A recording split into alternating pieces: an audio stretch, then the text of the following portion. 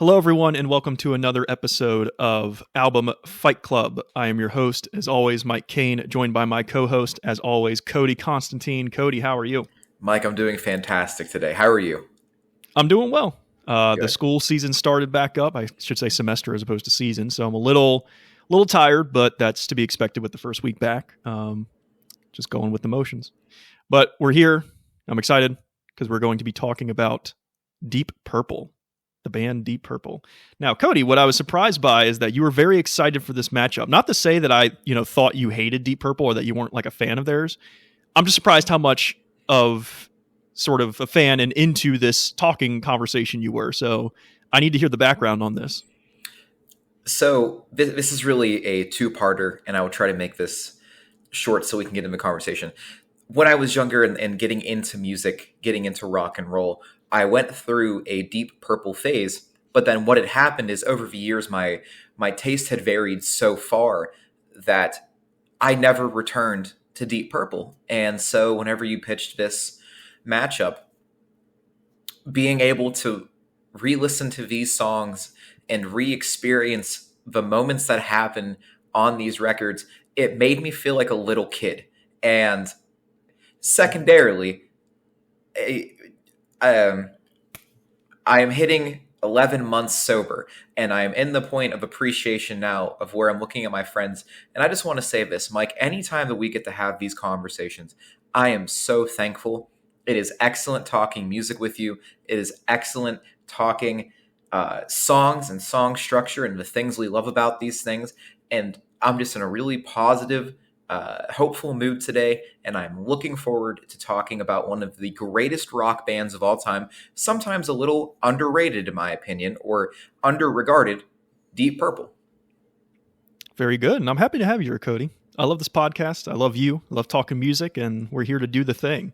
We should be clear that the matchup is Deep Purple in rock versus Machine Head, which, if you know your Deep Purple history, these are the two records of the Mark II era that are kind of like elevated the highest. For good reason. They're often considered the two best Deep Purple records. And that's kind of because the Mark II era of Deep Purple is just such a great assemblage of musicians. Obviously, we'll talk about these guys further as we get into the records, but I just have to bring up the lineup of Mark II. And when I say Mark II, if you don't know what I'm talking about, when they refer to different marks of Deep Purple, they mean different band group lineups. So certain members were in Mark I that are not in Mark II, and certain members who are in Mark III were not part of Mark II, but some of them were. So it's just when Mark II, we're talking about this lineup musicians, and my God, what a lineup. You have Roger Glover and Ian Pacey on bass and drums, respectively. And I start with them to say that they're obviously great at their instruments. They are a killer rhythm section, and they do the thing. But man, I got to talk about the trifecta, which is Richie Blackmore on guitar, Ian Gillan on vocals, and John Lord on organ. Like, absolutely insane, Mike. An absolute. It is. I have written notes for this that are very extensive. This is the high table. This is Gilded Gate of rock and roll. And the quality of musicianship that is shown in between these two records is unimaginable today in a world where, you can just come in with computers and edit something. To think that they cut these tracks in a studio one at a time is wild to me. I mean, it's just, I don't know how, I'm sure I could read up on how these three met each other. And again, nothing against Roger on bass and Ian on drums. They're very good, but like, it's something about these three, man, and these three together specifically that just makes complete magic. Especially John Lord, who, organs are kind of common in rock, but not that common in rock music. And the way John Lord just like adds so much to these tracks, which again, we'll get into, but well, man, organs are almost always relegated to like texture. You have like the stereotypical like big organ explosion where it's maybe these like really big large chords, but I feel like typically organs are more relegated towards texture where you are adding to the bass layer of a chord, or you're going in with the bass guitar and you're loading up that tone. What John Lord does, it's every instrument in this band gets relegated to lead at some point. And it is amazing hearing them trade off these licks and letting everybody have a moment to really shine. Absolutely. So what's funny is that on both these records, I mean, it's the same guys on both records. No one left the band going from In Rock to Machine Head. No one took a hiatus. It's the same 5 for both records. And it's the same 2 records that usually, and again, there are some guys out there, some people out there who think that there's a better Deep Purple record than these 2. But if you look at most countdown, most lists of the best Deep Purple record, these 2 are usually up there, either 1 or 2. For me personally, I think one of these records is much better. I know you threw that take out there for the Slayer episode. I'm going to do it for this episode. I think one of these records is much better than the other one. Not to say the other one's bad. Obviously, they're both amazing. But as we go through, I think it'll become quite clear what I think. Yeah. So anything you want to say before we jump into it? I cannot. I'm going to state this a lot, Mike. Well, if you were listening to this and you have not listened to these records, listen to them. Put them on when you're driving to work. Put them on when you're at work. If you play an instrument like myself or Mike does, put them on and try and learn these songs, because Jesus Christ, this is absolute mastery of an instrument. And I think it's great that you say, put these on when you're driving to work or driving around, because the opening tracks for both these records deal with going really fast in that Speed King versus Highway Star. Yeah. Which I don't know if that was, I assume it was kind of intentional, but maybe not, that they were like, Speed, obviously In Rock came before Machine Head, but they got to Machine Head. They were like, man, Speed King was a killer opening. Maybe we should do something relating to driving and going fast, etc. I don't really know what to say other than I think both these tracks are great. I guess I'll start with Highway Star. Just iconic. Like, it's a lot of the songs on these records are pretty iconic. I'm going to be repeating the word iconic a lot. But just like the buildup of Highway Star with the boom, boom, boom, boom, and the burn, John Lord's organ coming in there. And then just Ian Gillan's screech as it just goes, and then they just ride into it. It's fantastic. It's great.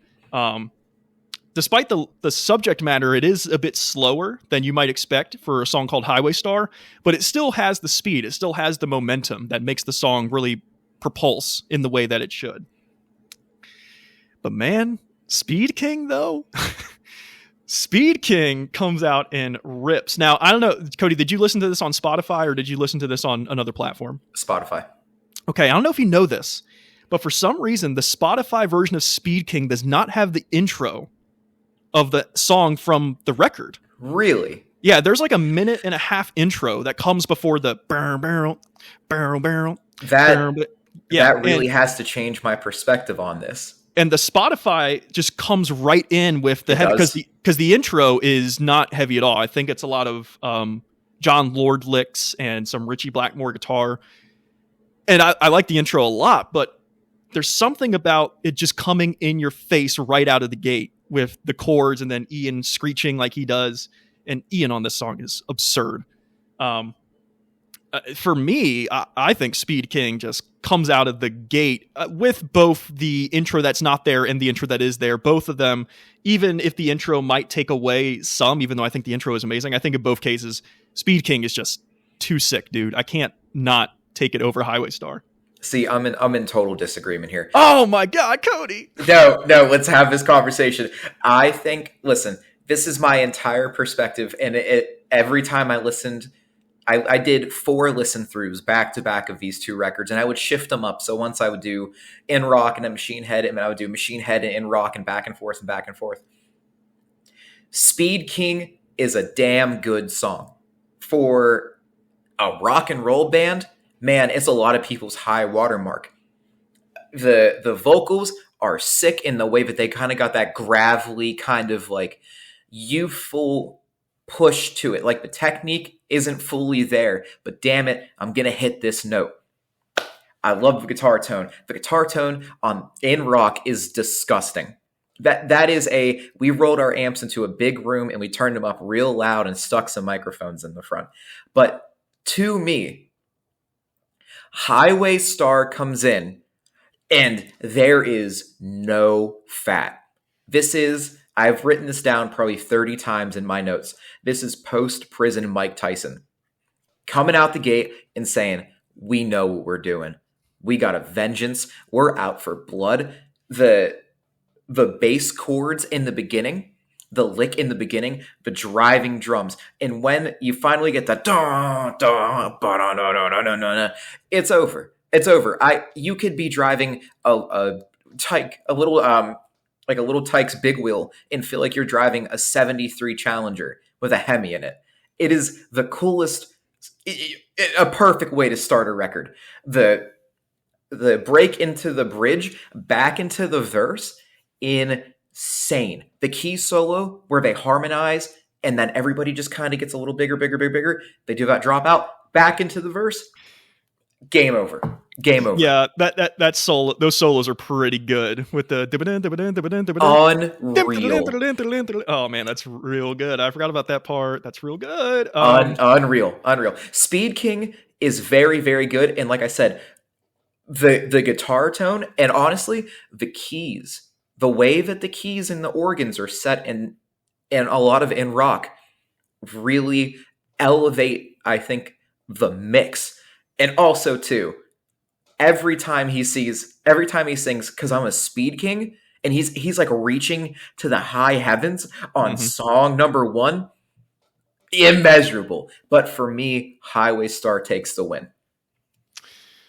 Oh man, I forgot about those solos in Highway Star. They're disgusting. They're very convincing. They are they are like when you take a break from doing something that you were kind of good at and you come back to it a month later and all of the frustration has been moved out. Everybody on Machine Head knows exactly what they have to do.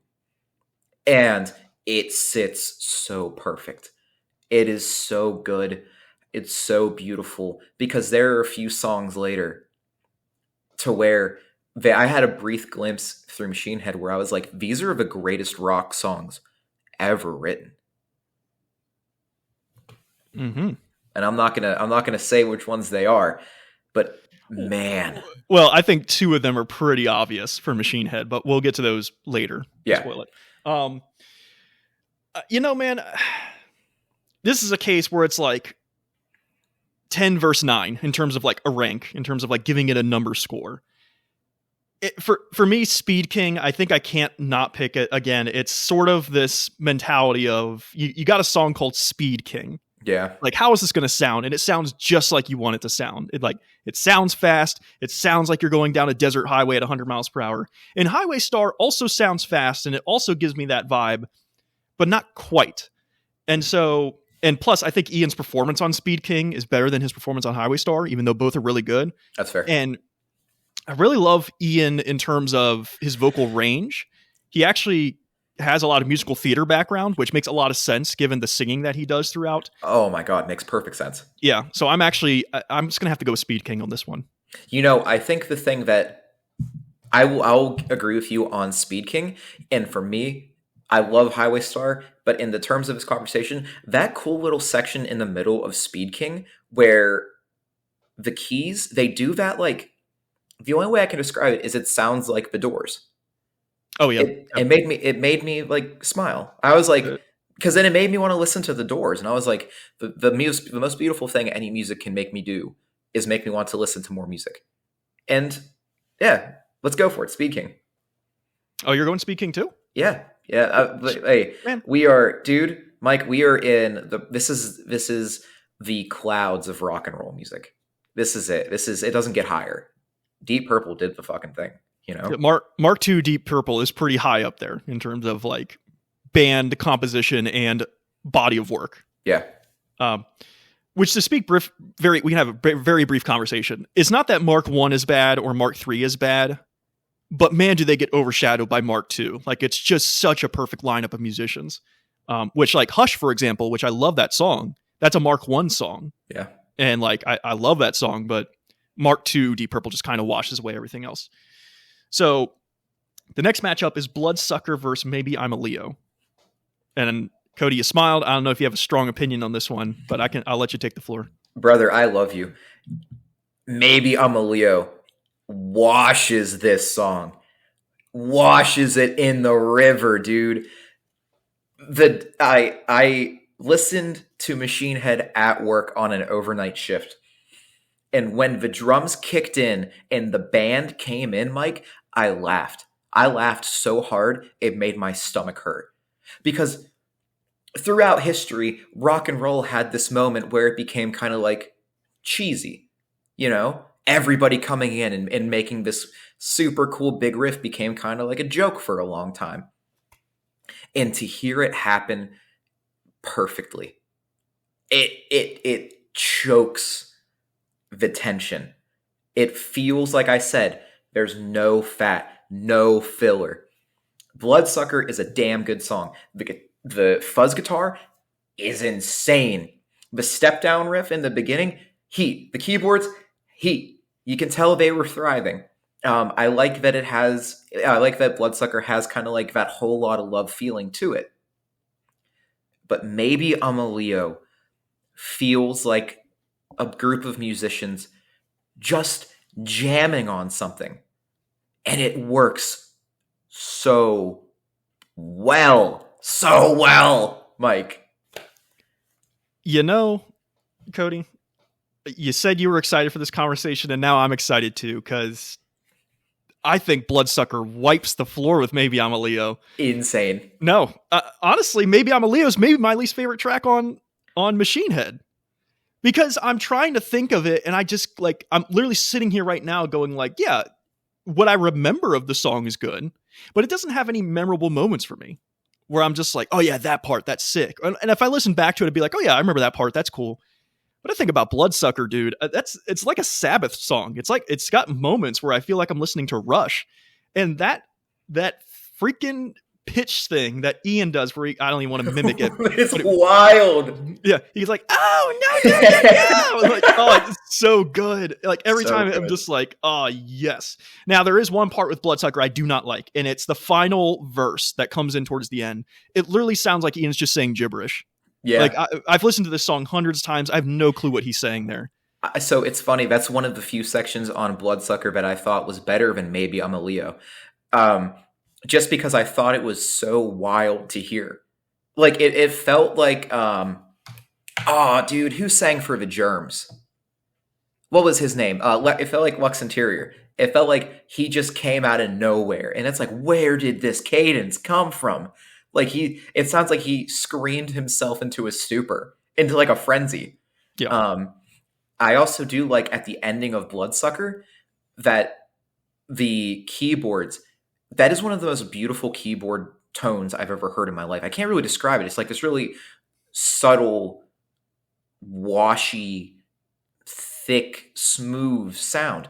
Oh, it was so beautiful. I replayed the last minute and a half of Bloodsucker 4 or 5 times, but man, I think just the way that I envision Deep Purple is maybe different than the way that you envision Deep Purple, where I've always felt more of like, they've had kind of like that blues heaviness to them. And I think that's what I like about Maybe I'm a Leo, is once it kicks in, there is this like swagger that, who had the same swagger? Later day Lynyrd Skynyrd with songs like That Smell and things like that, where it's like, man, you guys are on the one. You guys are feeling this song, Mm-hmm. Yeah. Again, it's not a matter of me hating Maybe I'm a Leo. It's just, I hate to say it, kind of forgettable for me. Like, I'm trying to think of moments and I just can't think of any. Whereas in contrast, Bloodsucker, I think of like at least 4 moments where I'm like, oh yeah, that part, especially that part where it's just the, it's like it always makes me feel like it's Rush, even though I think it precedes Rush, but it's such a Rush moment that, and like I said last time, Rush is two episodes ago, Rush is like my favorite band. So because of that, I kind of lean towards a Rush-ish sounding song. Yeah. But yeah, both songs are obviously great, as we will repeat time and time again. Yep. All right. Now, so we can stop here for a second. It almost seems to me like you're favoring, now we're only 2 songs in of 7 for each, but I think it's quite clear right now that I'm a bigger fan of In Rock versus Machine Head, and it seems to me that you're a bigger fan of Machine Head versus In Rock. Am I correct in that assumption? Yes. Okay. So then I'm really interested to hear what you think of Child of Time, or Child in Time, excuse me. Okay, then I will go first. I think that Child in Time is a very good song. No reason it's 10 minutes. No reason. Whereas once you get to Pictures of Home, this is one of those songs where the intro of Pictures of Home sounded it. I wrote it, and maybe you'll appreciate this. I wonder if Alex Van Halen worshipped this song with how cool that drum intro is. Because you listen to some of like the earlier Van Halen stuff, and he's doing a lot. He's doing a lot of stuff. And I wonder how many times he went back to the well and was like, I'm going to pull this from Deep Purple. But when it comes to Child in Time, I think lyrically it's super cool. I think there are super lines. When he says, see the blind man shouting at the world, I like that line. His ahs, that section where they're doing those ahs, is insane to me. Guitar solos are sick again. The keys are sick again, not even halfway through. The bass tone on both of these records, by the way, disgusting. And then on Child of Time, the section where there are the two guitars, but they're panned, and then the key is doing the harmony is cool. But what sends Pictures of Home for me is I was listening to it, and then the bass solo happened, and I threw my headphones on the ground because I wasn't expecting it. It had been at least 15 years, 20 years since I had listened to Deep Purple. And I said, what? And I lost my mind. Dude, fucking perfect song. Perfect song. So are you saying Pictures of Home is better than Child in Time?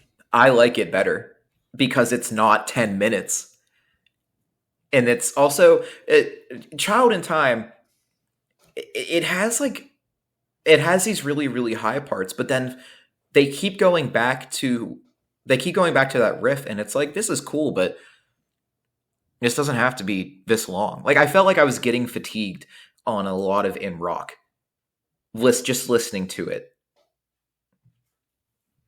Well, thank you for joining us, everybody. We're going to conclude right here because there's no. Are you kidding me, Cody? Are you fucking kidding me right now? No. Child in Time is maybe the best Deep Purple song ever.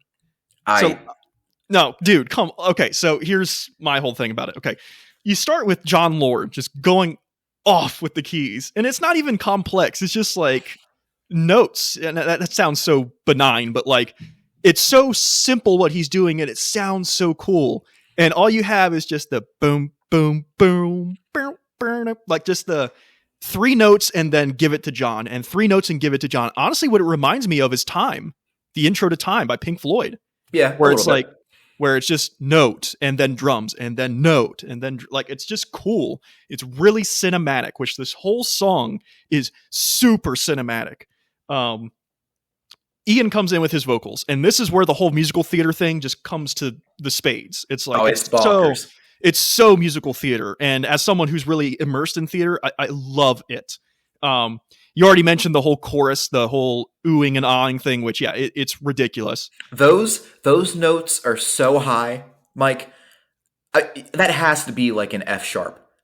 Yeah, he is reaching. That is his full body voice. I heard it, and I straight up went, there's no way this man hit these notes consistently. Then he did it a second time, and I was like, Jesus Christ. The third time came, I was like, I feel like I need to fall to my knees and worship. Yeah. You ever heard the version of Jesus Christ Superstar where Ian Gillan plays Jesus? I haven't. So he sings Gethsemane, which is like known to be one of the most difficult musical theater. And God, it's perfect. And I heard that song prior to listening to like Deep Purple a lot. And I was like, oh, he hit that note like that. He can probably sing anything then. And then he gets to Child in Time. It's like, yeah, this dude can sing anything. It's like Ronnie James Dio. It's like that kind of level of vocal musicianship. And then they get to the middle section where it's like where the instrumentation goes crazy and it's, fast paced and the solos come in and it just builds and builds and builds and builds and then just cuts out. And you hear the instruments like fading off into the wind. And what do we get in response? Boom, boom, boom, boom, boom, boom, boom, boom, boom. Oh man, dude, like it's so, and I don't know what exactly the song is in. I mean, Child in Time and all these references of things, like it probably does relate to like some story.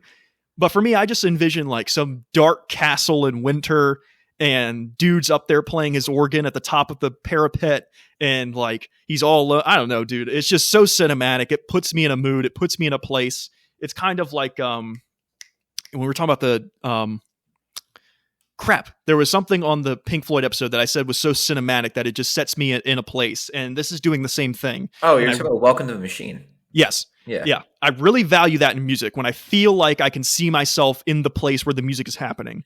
Not in like the studio. I mean, like in whatever the song is talking about, I can visualize it. Pictures of Home, I can't visualize a thing. It's a good song and I like the song a lot. And as you mentioned, the key and bass solos in Pictures of Home are sick. But Child in Time, even at its length, which I don't think it should be shorter, I think it's perfect at the length it's at.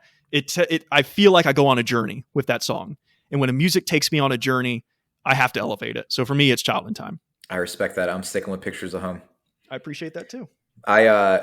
So I did a little bit of looking into this record and the instrumentation that was used on it.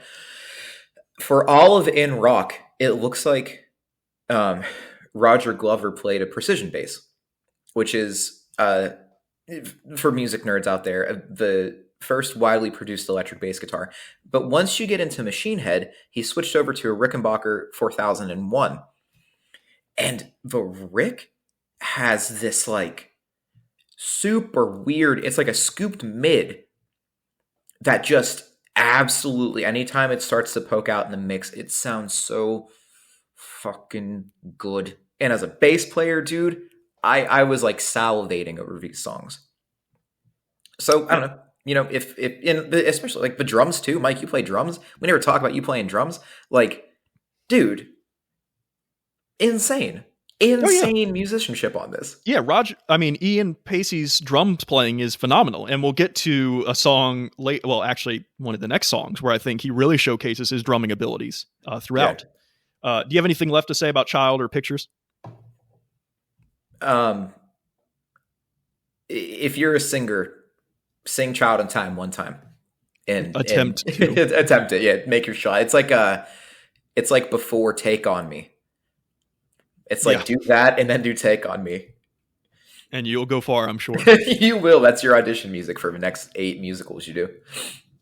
All so right. the next matchup is Flight of the Rat versus Never Before. Now your hand, is that a arms raised? Is that what I'm looking at? Oh, no, I'm just stretching. Okay. I couldn't tell from off camera, but I didn't know if you raised your arms in terms of one of these songs, but I raised my arms in terms of one of these songs. Flight of the Rat, I think, showcases what Ian Pacey can do with the drum set quite well.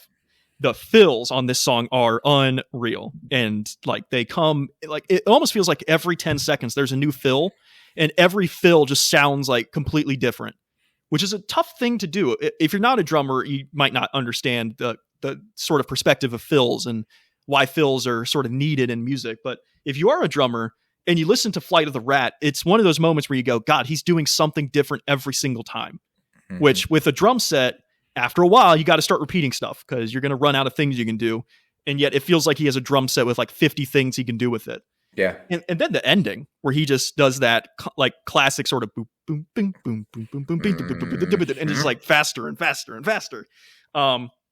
It's wild. And also I just want to point out the waka section, which it almost sounds like record scratching, but clearly it's not. But the waka section comes in and I'm just like, where the hell did this come from on a late 60s era rock record? They're just throwing in waka sections out of nowhere. Yep. Here's my gripe with Never Before. Good song, but Never Before has a really funky intro. Dude. That I dig, dude. That intro is so sick. And then... You think so? Oh, I know so. And then... Oh, what is this, Cody? The Clash did it better, man. That's my issue. Never Before, it came in, and I was like, why? I literally said, why is this here? And then the rest of the song is so good. But also too, Never before. This is going to sound weird, but maybe it'll make sense. It kind of feels like they're trying to write a Beatles song. The bridge is cool. The rest of the song feels like the Beatles. Where Flight of the Rat, dude, that if you're in a band, you should learn how to play Flight of the Rat. That shows you how to be tight. And what did you say the drummer's name was? Ian Pacey. I could be saying his last name wrong, but I think it's Pacey. Ian Pacey's kick control for recording these songs before, like I said, we had computers and you could punch things in or you could digitally add things.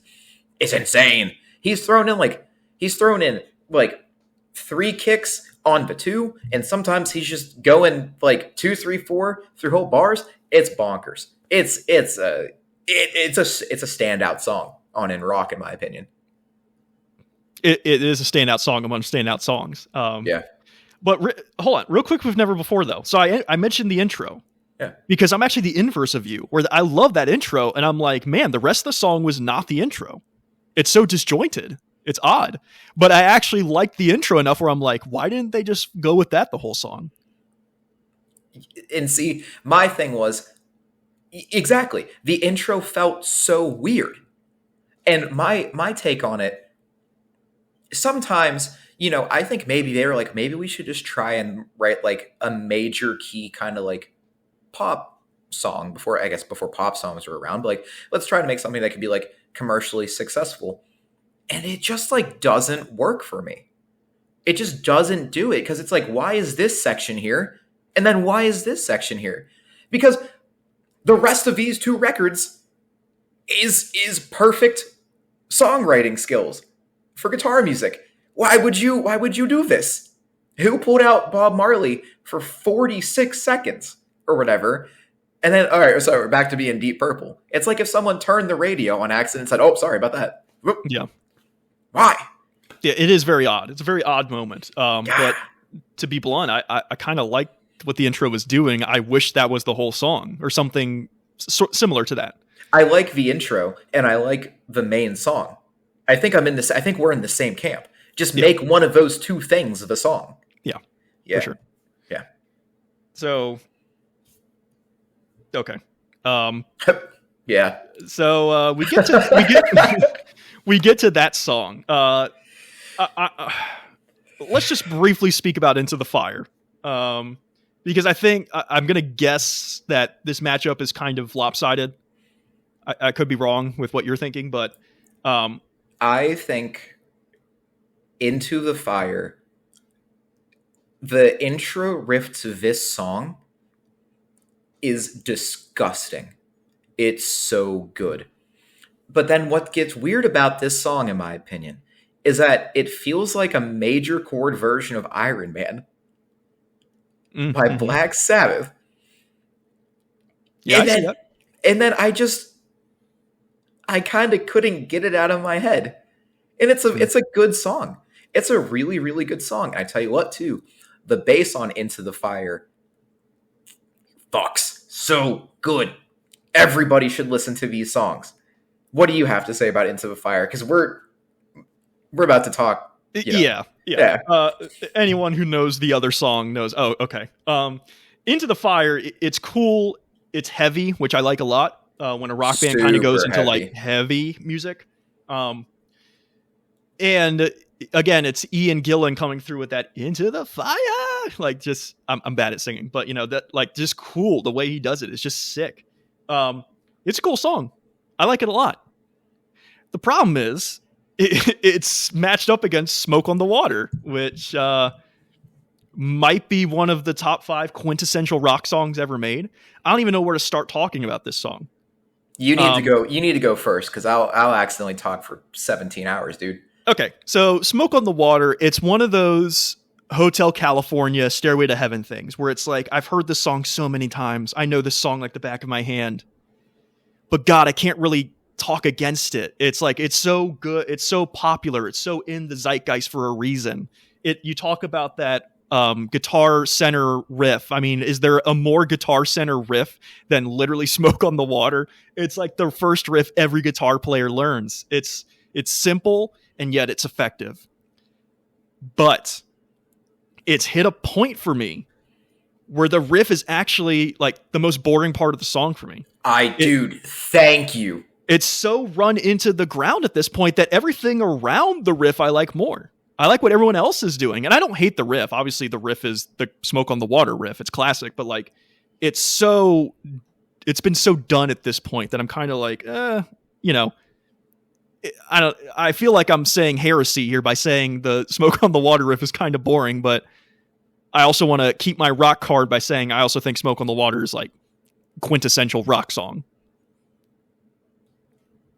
I'm about to nerd out here. I'm sorry. All right, if you've listened to every single one of these episodes, you know that Mike is more like analytical and allows his emotions to shine through in really productive ways, where I completely adhere to music being emotion first, and then whatever comes secondary influences my opinion from there.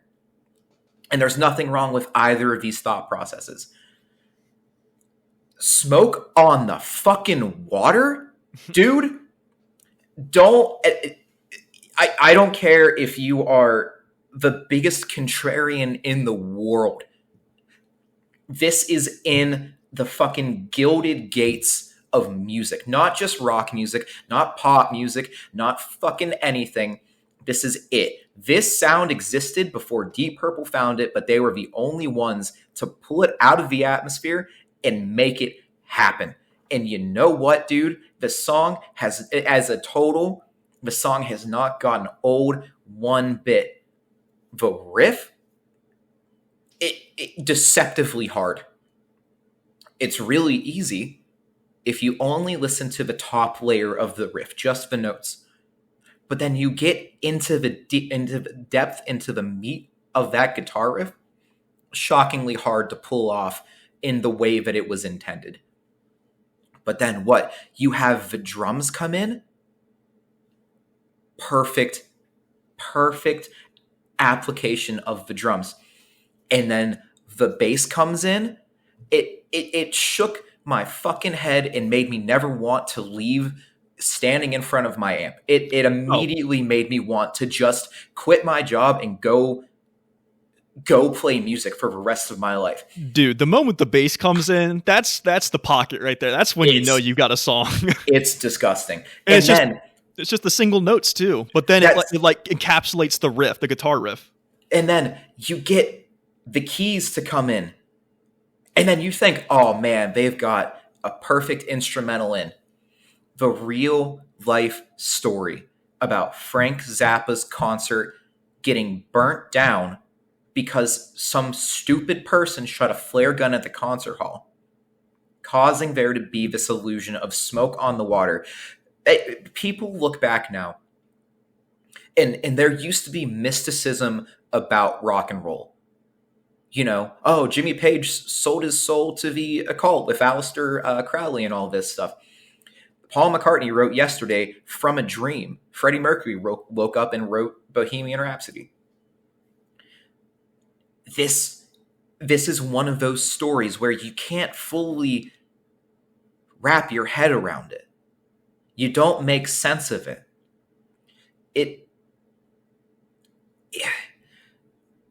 Rock and roll for so long became like a silly idea. You know, tight leather pants and big amps and people thinking of cheesy guitar solos, but then you listen to Smoke on the Water and you go, this is the coolest sound that anybody could ever make. And the most beautiful thing about Smoke on the Water, in my opinion, Mike, is the level of musical intention that everybody has. They could have played that riff for 20 minutes. That's how good the riff is. No, everybody knew exactly what they were doing. Like I said at the beginning, there's no fat on this song. And this is it. This is Mike Tyson's right hook. It hits, and then it fucking stays. And there's still a little bit of that magic left in music.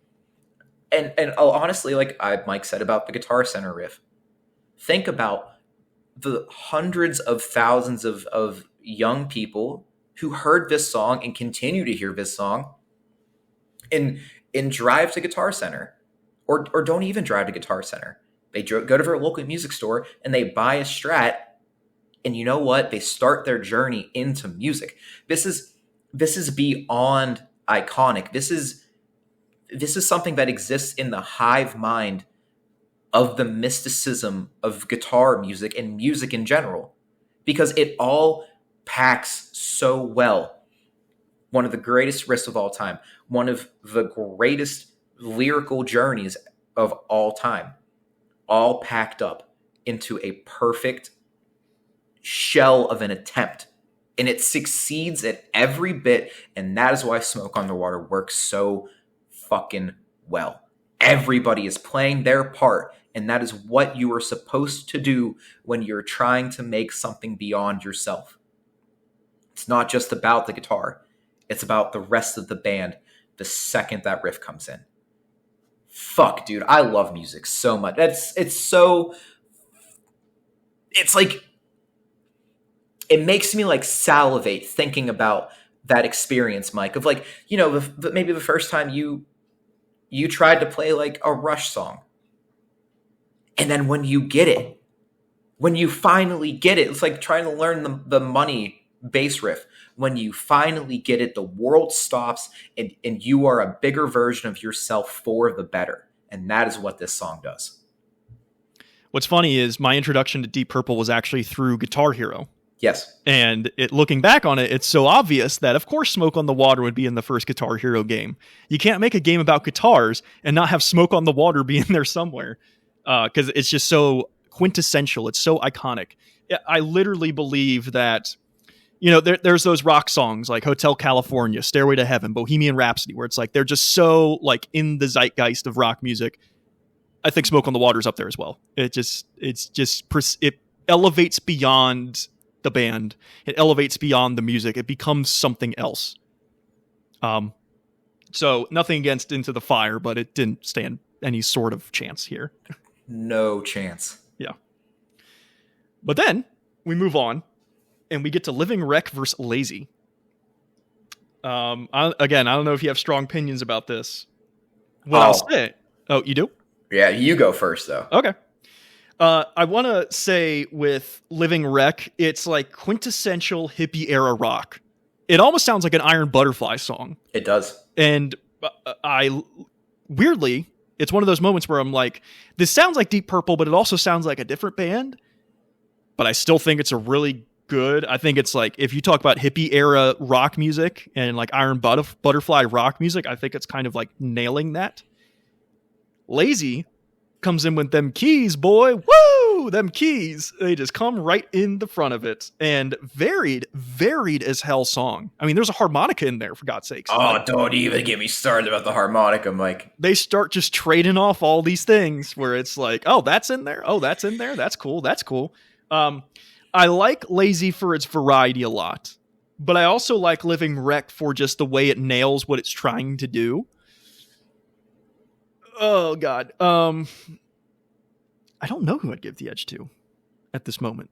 You might sway me with whatever you feel. Oh, my God. I'm sorry. But Smoke on the Water, it sets the groundwork. Living Wreck, I'll get Living Wreck first.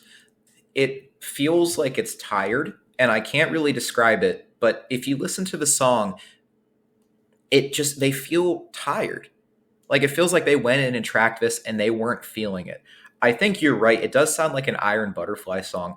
It feels kind of uneasy, but there is this section of the song where they go into this, like, the guitar's doing this solo. It's near, like, the end of the song. And the keys in the bass are playing the same, like 2/4 note riff. And it's so unbelievably big because the organ is on like that really thick, crunchy, almost like synth tone. And the bass is super clean, but super bass heavy, super low end heavy. And they're doing this riff and it's just so good because it's just like da-da-da. But man, they're landing on the one together, and it's so good. But Lazy for me, it's like the culmination of everything Deep Purple could do, you know. And the way that I listened to it, and I heard it on repeat listens after the first time, was, you know what this feels like to me, Mike? This feels like if you got 7 of your like bar band friends together and you just jammed in a living room or a garage or the back of a coffee shop or a dive bar or something like that. Like the keys come in, and these fucking keys, dude, are so good. Are so good. It's almost euphoric. This run up and then the run down, and then he starts messing with like the tone and adding depth and then removing depth and adding bass and taking bass out. And then when the drums start counting that time on what I assume is the hi-hat. Have you seen Oppenheimer yet? I have not, unfortunately. When the drums start counting the time, it feels like the house is going to come down. And then when they finally play the first note as the whole band, Jesus Christ, it is musical perfection. And that is what I think is so awesome about this song, is that then they trade off these licks. Everybody gets a moment, man. But they're not doing it in like a way to show off. It feels like if you got you and your dive bar friends together and you all loaded gear into like a garage and you just jammed. And then the harmonic and then the vocals come in and you're like, oh shit, this has been going on for like 4 minutes. They've been jamming for 4 minutes. And then they pull down and they let the vocals do their thing. And everybody's swinging and swaying and playing their instruments. Then they're back to jamming. And then out of nowhere, like Mike said, a harmonica comes out. And do you know how refreshing a harmonica is, dude? For sure. Oh my God. I stood up. I was like, what? He just put out a harmonica on this blues jam. Okay. All right. I can see it. I can oh see my. I can see giving the edge to Lazy. But then he starts singing, you don't want no money, you don't want no bread. And then they do the key change. Over. This jam has happened before. It'll happen again. But I'm glad this is the recorded version of it. Yeah. All right. Yeah, you make compelling points. Nothing against Living Wreck and its quintessential hippie era rock stuff, but Lazy is so varied, and the harmonica coming in is very sort of eye-popping, unique and stuff. So I'll give the edge to Lazy. I'll give it as just desserts. Which then leads us to the final matchup, which is Hard Lovin' Man versus Space Truckin'. And Cody, I've only got one thing to say. Burn, burn, burn, burn. Boom, boom, boom, boom. Let's go, Space Truckin'! Come on! Oh, it is like Into the Void levels of like, what is this? Who now? Yeah. Just like, man, Smoke on the Water. It's obviously the most iconic song on Machine Head, but dude, Space Truckin'. God, dude.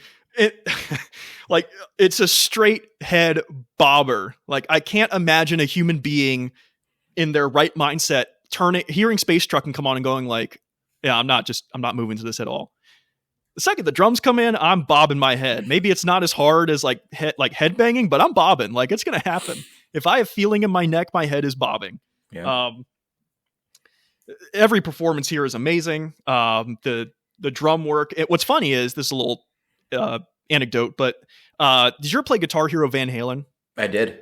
Okay. So I don't know if you remember or if you played the drum parts on Guitar Hero Van Halen, but obviously in Guitar Hero, the further you progress down the set list, the more difficult it becomes. So the harder songs are always at the end. Space Truckin' was on Guitar Hero Van Halen, and it was at the final set list, meaning it was one of the hardest, according to the game, one of the hardest songs in the game. Mm-hmm. And funny enough, it doesn't when you listen to it, it doesn't seem that difficult. I mean, there's that part where the snare goes like insane, like he's doing like 124 notes or whatever. Wild. But the rest of it, you're kind of like, yeah, it's complex. He's obviously a killer drummer, but I don't feel like it's really like accelerating when you in the same game you have Hot for Teacher, like, you know. But then you actually just like start trying to attempt the fills he's doing and the certain moments he's doing. And you're like, oh, okay, I can see where he's getting his chops here. Hard Lovin' Man, it's great. It's a good song, but nah, dude, it's Space Truckin' for sure. Yeah. Man, you know what? Hard Lovin' Man, if they would have just, in my opinion, if they would have shifted Living Wreck and they just got rid of it and just left Hard Lovin' Man, I think In Rock would be a perfect record. Because Hard Lovin' Man, it has this like really great, like I feel like it's a push in drive. Like it feels like where Living Wreck felt kind of tired, this came out and I was like, oh man, where did this come from? The bass intro I like on Hard Lovin' Man. But yeah, I mean, dude, Space Truckin' is like ear to ear grin level of riff. Yeah. And I think the most beautiful thing about Deep Purple is that when they hit a riff that they know is money, they just play it. And then they break away from it for, a second. Somebody does something cool, a little change, a little transition. And then what do? Back to the riff. And I think Space Truckin' just does it so well. And honestly, at the end of Machine Head, in comparison to In Rock, where I was feeling kind of exhausted, Machine Head, I was like, I could listen to another 3 songs. I definitely think Machine Head is stronger in the back half, whereas In Rock is stronger in the front half. Yeah. And what's funny about Space Truckin' is you're right in that the riff is so killer. And one of my favorite moments in the song is where Richie on the guitar just does 16 notes. He just like a ticka ticka ticka ticka, and John and Roger on keys and bass take over the riff. Mm-hmm. And like they're playing it, but Richie's just doing this like 16th note pattern. Oh man, it's so good. It's very, very good. That's a straight money riff on an album where one of the quintessential rock riffs exists. Yeah. I mean, for my money, I would take Space Truckin's riff over Smoke on the Water's riff.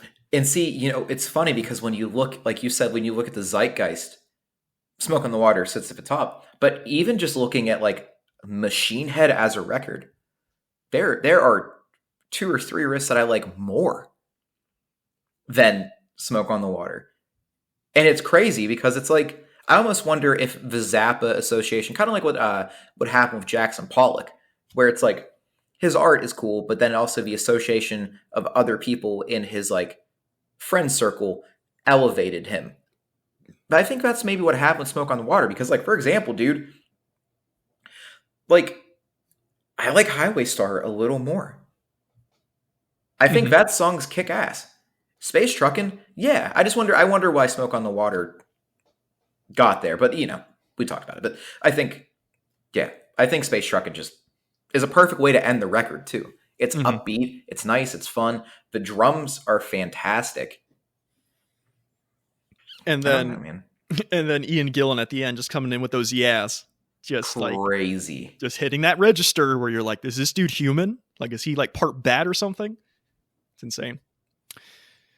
So now looking back on going through the track by track, I'm opened up the claim with, I think one of these records is much better. I think that was an incorrect claim for me to make, so I'm going to revoke it now. I do think, and I do believe, and I do like In Rock more. Just for the breakdown, for my part, I gave 4 tracks to In Rock and 3 to Machine Head, whereas Cody gave 5 to Machine Head and 2 to In Rock, one of which was Speed King, which he originally was on the side of Highway Star. So that would have been a 6-1 matchup there. Yeah. So I still, from the track by track, I still favor In Rock. I think for me, I kind of brushed past a lot of the second half of In Rock, and I think that's kind of because the second half of Machine Head is just ostensibly better than the second half of In Rock. But I do really like the songs in the second half. I do think they are the weaker of the bunch when it comes to In Rock, but I still like them a lot. Whereas the moments that I think are weaker on Machine Head, I think are just weaker ostensibly than the weakest moments on In Rock. Like I said, maybe I'm a Leo. I'm struggling to think of anything from that song. Never before. It feels like two songs, and I kind of wish it was just one of them, like we kind of went off about. And then for me, the highs on, well, that's tough to say because Space Truckin' is on is on Machine Head, but the true highs of like Flight of the Rat and Child in Time, for me at least, are like stratosphere high. And so is Space Truckin', admittedly. But yeah, I think at the end of the day, I would take both these records if I had to. But if I had to give up one, I think I would give up Machine Head over In Rock. That's fair. I think In Rock, there is an appeal in its rawness. Like, the guitars sound a little more gnarly on In Rock, in my opinion. The bass has moments where it sounds kind of more distorted, a little deeper on In Rock. But what I like about Machine Head is, like I said, it feels like post-prison Mike Tyson. Like, Deep Purple is not here to play with you. We are here. They wrote these songs, with the exception of Never Before. They wrote these songs and said, these need to be the best versions of these songs because this is now our lives, Mm-hmm. And I think that it's commendable. In Rock is a good record. If it was, I've said it before, literally every episode before this, if this was another band's biggest record, it'd be great for him.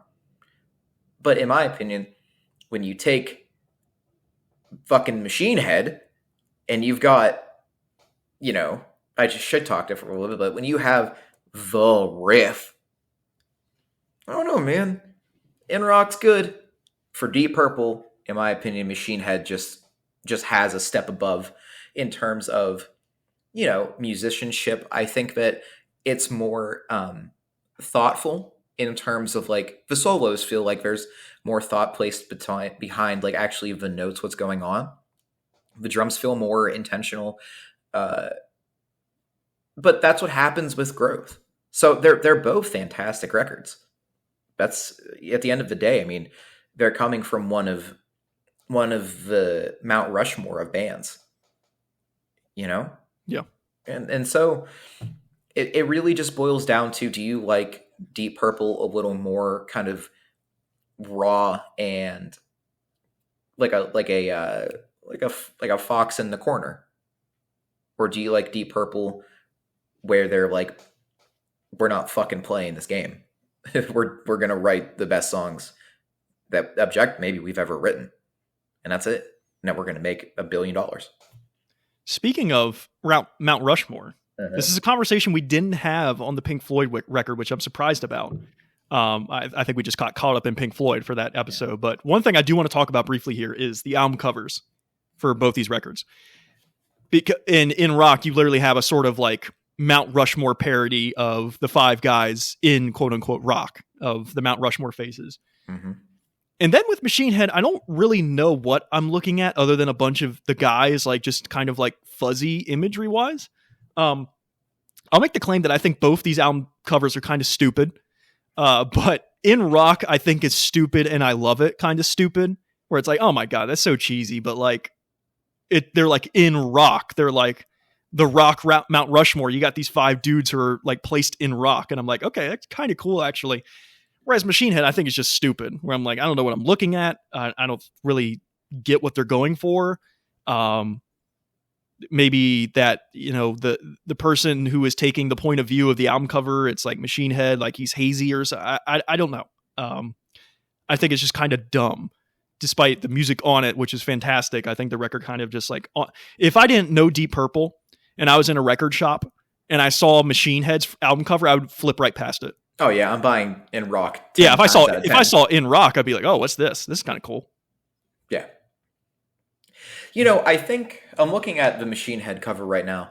Do you think it's like supposed to be the side of a machine? Like they're all looking at the side of like a. Oh, so they're taking the photo from they're taking a photo of the machine, and the reflection of the machine is what the photo is, like Yeah, of them. Okay, yeah, I could see that. Um, because it's like Deep Purple is stamped in, like it's like yeah, stainless steel or aluminum. yeah, Hmm. huh. Okay, But yeah, no, makes dude, sense. In Rock is super cool. Yeah. In Rock is like, you know, it's crazy that Spinal Tap got the love that they did. Because it's like you look at this and then it's like, oh, that's like a Spinal Tap thing. Hmm. But it's like, no, this was serious. But I think it's fun, and I think that's what half of this is supposed to be, Yeah. fun. Like, Deep Purple is on Mount Rushmore, and then the record after. Oh, sorry, we wrote top 3 greatest riff of all time. Hmm. You know, Yeah, what's funny is that normally I think they'd like, if you saw another band doing the whole Mount Rushmore thing, like I don't have a good example off the top of my head. Like, shit, I don't know. I love Slayer, for example. I would not see Slayer in Mount Rushmore. Like, there's no, better guitar players, there's better bass players, drummers, maybe. But for other parts of the band, I don't really see it.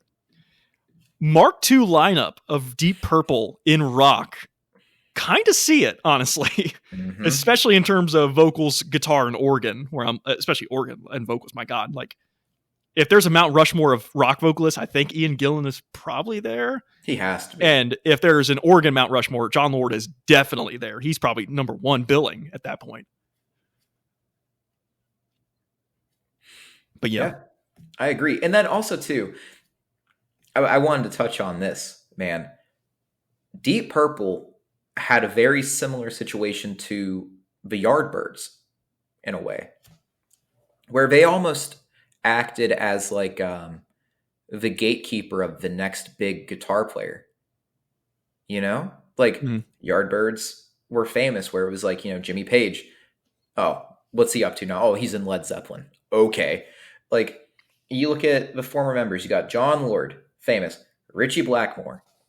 Okay, great. Glenn Hughes. Okay. Oh, who's next? David Coverdale.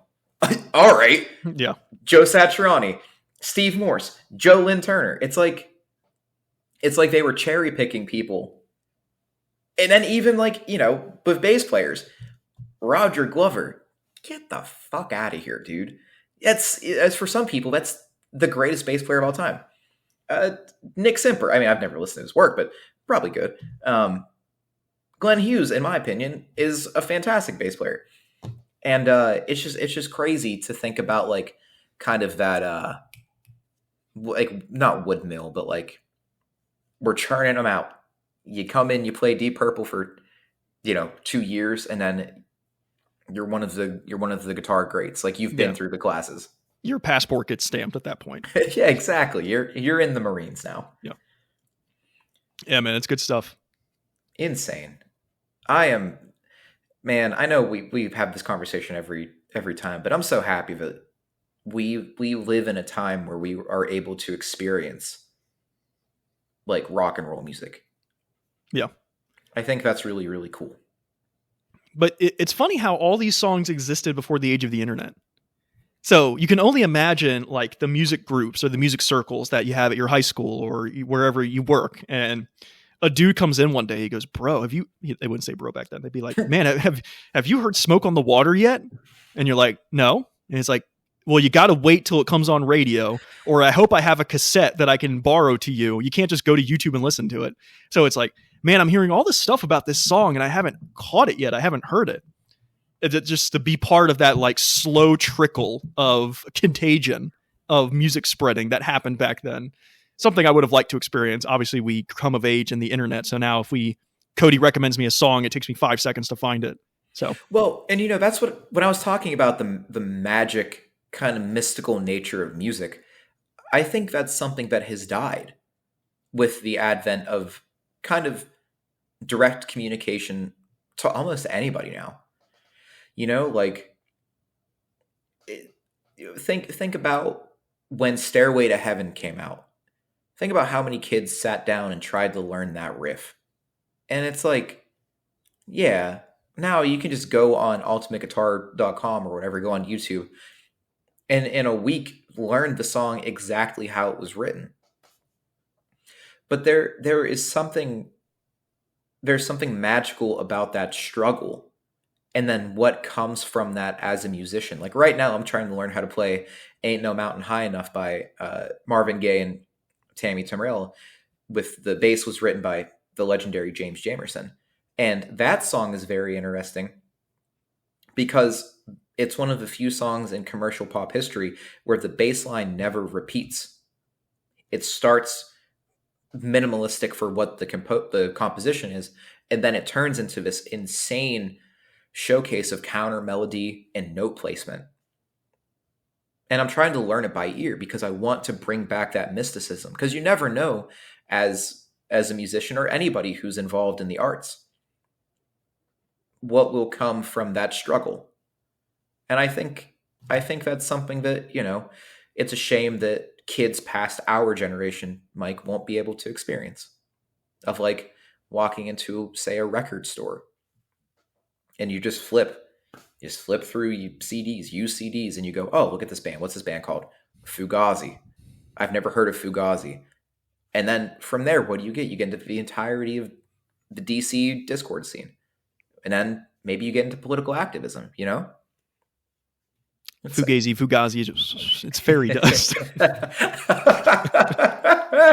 Anytime anyone brings up Fugazi, I just quote that line from Wolf of Wall Street. Insane. Which has nothing to do with Deep Purple, so perhaps that's the best note to end on for this episode, unless you got anything else to say. No, I think, you know what? We say it every time, but please listen to these records.